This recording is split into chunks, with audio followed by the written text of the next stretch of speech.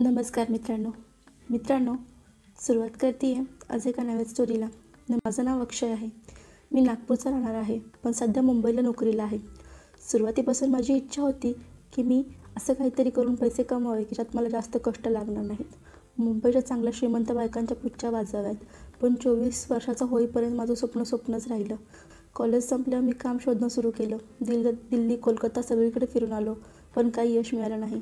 म्हणतात ना, देव जे काही करतो ते चांगल्यासाठीच करतो. माझ्यासोबतही असं झालं. एवढे प्रयत्न करूनही जॉब मिळाला नाही. तेव्हा उदास होऊन मी मुंबईच्या स्टेशनवर बसलो होतो. माझ्याजवळचे पैसे संपले होते. तेवढ्यात एक स्त्री माझ्याजवळ आली. काय आहे, ती थोडीशी नाराज झाली आणि तिथून चालली गेली. थोड्या वेळात मला जाणीव झाली की मी हे काय केलं. मी त्या स्त्रीला शोधत तिच्याजवळ गेलो आणि माफी मागितली. ती मला विचित्र नजरेने पाहायला लागली. मग मी तिला सांगितले की मी जरा टेन्शनमध्ये होतो, म्हणून तोंडातून त्रासिक शब्द निघाले. मी तिला परत सॉरी म्हटलं आणि विचारलं, सांगा काय करू शकतो मी तुमच्यासाठी. ती म्हणाली, मला एक फोन करायचा आहे, तुम्ही तुमचा फोन देऊ शकता का. मी म्हणालो, हो का नाही, घ्या ना. आणि माझा फोन घेऊन तिने फोन लावला. कदाचित कॉल लागला नसावा किंवा कोणीतरी उचलला नसावा. तिने लवकरच माझा फोन मला परत दिला. तिने मला विचारलं, तुम्ही टेन्शनमध्ये का आहात. मी म्हणालो, इतकं फिरून आलो पण कुठे जॉब मिळाला नाही.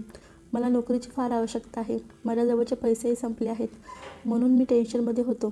ती म्हणाली, काही हरकत नाही, लवकरच तुम्हाला नोकरी मिळेल. मी थोडंसं हसून तिला धन्यवाद म्हटलं.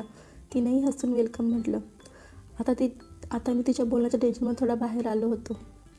मी नॉर्मल होऊन तिच्याकडे बघायला लागलो. ती पाहायला चांगली होती, मस्त. थोड्या वेळाने मी माझं टेन्शन विसरलो. मग तिच्या आवाजाने मी जागा झालो. ती म्हणाली, कुठे हरवला आहात. मी म्हणालो, तुमच्यात. मी असं म्हटलं, पण एका क्षणातच मला झटका बसला की मी हे काय म्हटलं. ती हसली आणि म्हणाली, जास्त हरवू नका, नाहीतर निघणे कठीण होईल. तिच्या या बोलण्याने मी थोडासा रिलॅक्स झालो. मी म्हणालो, बाहेर निघायचे, पण कुणाला आहे. मी तयार आहे पूर्णपणे हरवायला. मला काहीच समस्या नाही. अशा प्रकारे आमच्या दोघांचं चांगलं मोकळं संभाषण सुरू झालं. आता मी त्या स्त्रीचं नाव सांगतो. तिचं नाव होतं अश्विनी. वय वर्ष 32. एकदम भरलेल्या शरीराची मालकीण होती. मस्त. तिचा एक पती प्रायव्हेट कंपनीत नोकरीला होता. आमचं बोलणं सुरू झालं.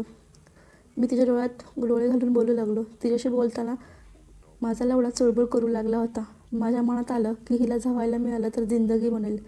कदाचित ती माझी स्थिती समजली होती, कारण ती माझ्याकडे पाहतच होती. मी तिच्या रसिल्या होटाकडे बघत होतो आणि तिच्या ताणलेल्या वक्षामध्ये बघत होतो आणि त्यातच हरवलो. मला कळलंच नाही हे सर्व काय चाललंय. हे सर्व तिच्या लक्षात आलेलं होतं. अश्विनी, काय झालं, पुन्हा कुठे हरवलात. मी म्हणालो, मी आहे इथेच. तुम्ही म्हणालात कुठे जाऊया का आपण. ती हसून, आता तुमचं टेन्शन गेलं का. कुठे गेलं तुमचं टेन्शन. मी म्हणालो, जेव्हा तुमच्यासारखी सवत असेल तर कसलं टेन्शन. अश्विनी, असं आहे का. हो तर असं आहे. काही संशय. नाही. कसला संशय. अश्विनी मला म्हणू लागली, तुमची गर्लफ्रेंड माझ्यासारखीच असेल. मी म्हणालो, पहिली गोष्ट तर माझी गर्लफ्रेंडच नाही. माहीत नाही केव्हा मिळेल. अश्विनी, तर बनवा ना कुणाला तरी. तुम्हीच का नाही बनत मग. मी म्हणालो. अश्विनी, मी नाही बनू शकत. मी म्हणालो, जेव्हा तुम्हीच नकार देत आहात तर दुसरी कशाला हो म्हणेन. अश्विनी, बरं ते सर्व जाऊ द्या, तुम्हाला नोकरी कशी पाहिजे ते सांगा. मी म्हणालो, अशी नोकरी हवी ज्यात पैसा आणि प्रेम दोन्ही हवं. अश्विनी म्हणाली, ठीक आहे, माझ्या पतीसोबत बोलते, तुमचा नंबर द्या. तिच्या तोडून तिच्या पतीचं नाव ऐकताच मी हैराण झालो. तरी मी तिला माझा नंबर दिला.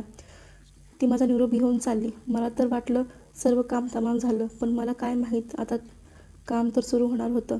काही वेळापर्यंत मी तसाच बसून राहिलो. थोडीशी भूक लागली. तसाच मी स्टेशनच्या कॅन्टीनमध्ये जाऊन नाश्ता केला. नाश्ता झाला. मी तिथे तसाच बसून राहिलो. तिथेच असलेला एका वर्तमान पेपर मी वाचायला घेतला.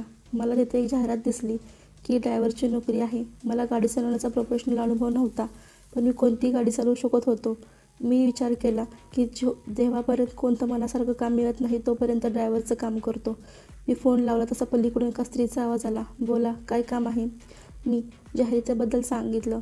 ती म्हणाली, मग मला तुम्हाला भेटावं लागेल. किती वेळापर्यंत येऊ शकता. मी म्हणालो, 1.5 तासात येतो. ती म्हणाली, तुम्ही कुठे आहात. मी म्हटलं, मुंबई स्टेशनवर. ती म्हणाली, तुम्ही तिकडेच थांबा, 15 मिनिटात तिकडेच येत आहे. तुम्ही मला स्टेशनच्या बाहेर भेटा. 15 मिनिटांनंतर मला फोन आला. पलीकडून आवाज आला, बाहेर पांढऱ्या रंगाची BMW कार आहे, तिकडे या. त्या कारजवळ मी गेलो. त्या मॅडमने आपला चेहरा ओढणीने झाकला होता. ती म्हणाली, आत बसा. मी तिच्या बाजूला सीटवर बसलो.